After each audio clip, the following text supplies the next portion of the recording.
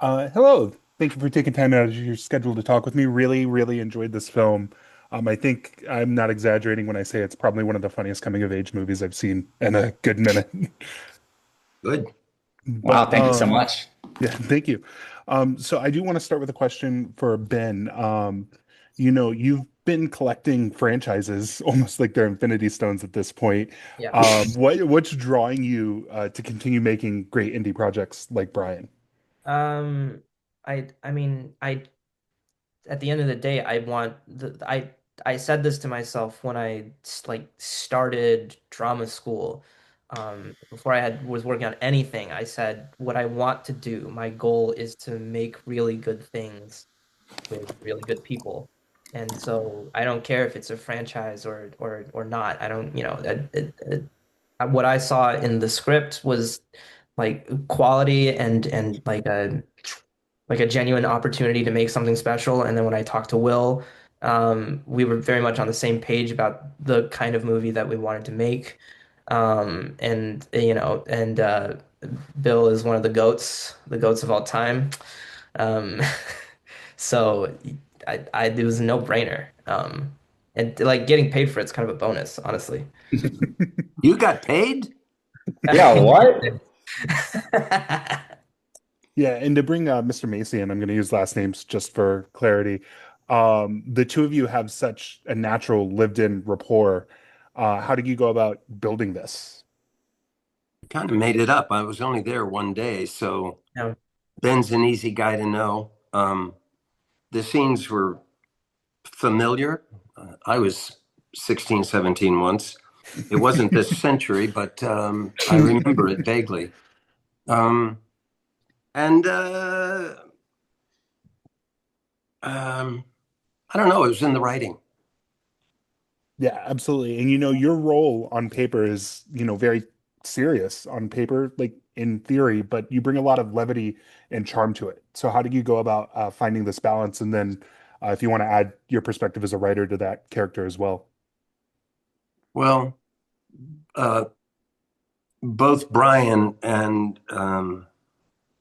Ben are charming, completely charming, and I was charmed. Drew Finding the me to. balance between levity and the seriousness. Yeah, so when I first read the script and kind of contacted Mike, I knew that it was written as this hard comedy, and I knew it'd be very easy to kind of veer into like sketch comedy world.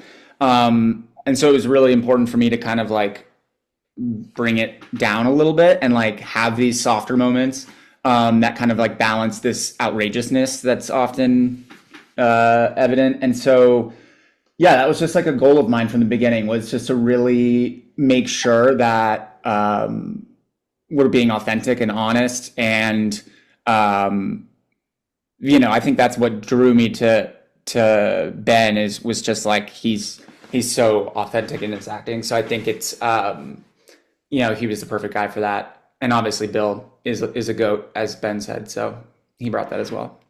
Yeah, The goat, absolutely. not a goat. Absolutely. And, I think one of my favorite things about this film is how it has this, very honest, destigmatizing approach to mental health. So how do you, go about approaching this in a way respectfully? For me, I never thought of it as like a film about mental health.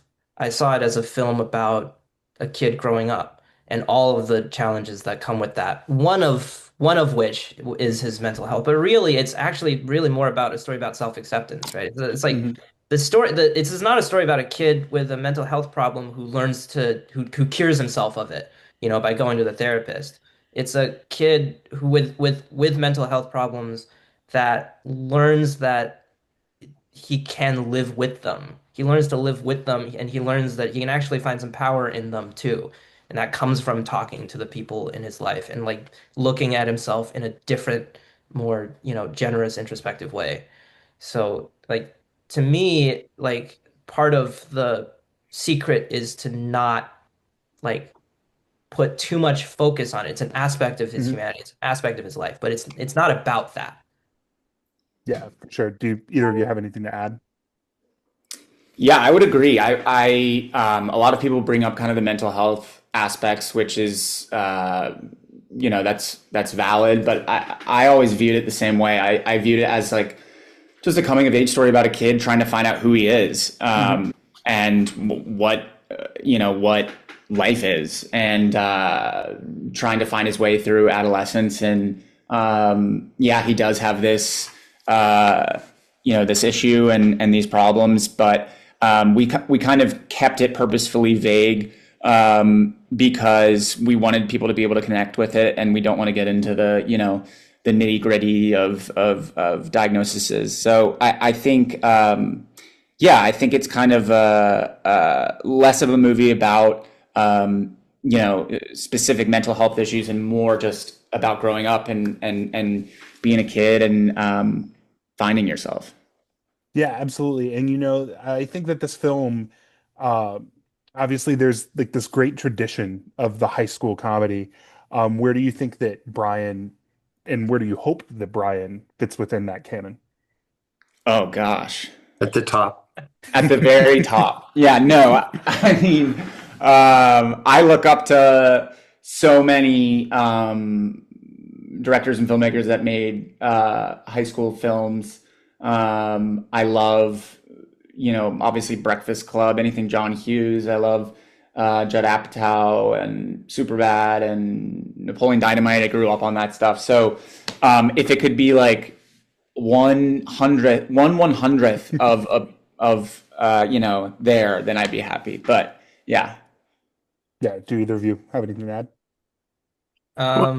As the goat, it's when you live long enough, you realize we get all excited when a teen says, I don't know who I am and I don't fit in my body. And if you live long enough, you go, of course you don't. That's because you're 17. I didn't either. Just hold the course. You'll get through it. And I think that's why those scenes that I was in were so well written. I think the doctor realizes he'll be fine. He just needs to come in someplace and say the unsayable. Yeah, for sure. And Mr. Ropp, this is your first feature as a director, but you've been an actor for the better part of a decade.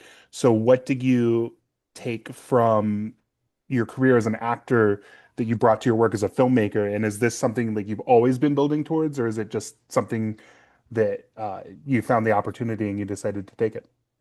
I think I've definitely always wanted to do it. As I've done movies and projects, I just became like, when I first started, I was like, no, I'm absolutely just an actor, like right out of drama school. But then as I started experiencing sets and doing movies, I started working with directors that were very, they just became like mentors of mine, and very like, I would be so curious about, why did you set up this shot this way? What do you, like just the inner workings of it all. And so I started to get that itch.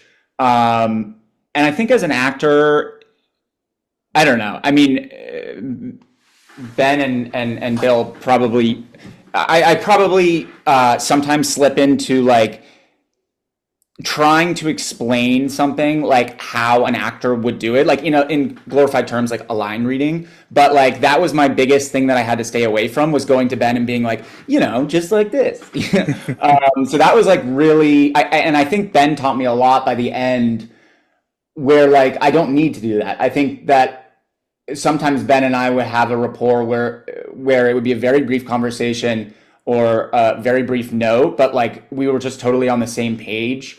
And he would let me know, like, like, you don't have to give this line reading. Like, I know what you're saying. I know what you want. So that was my urge, I guess, as an actor. And as I grow as a director, I want to,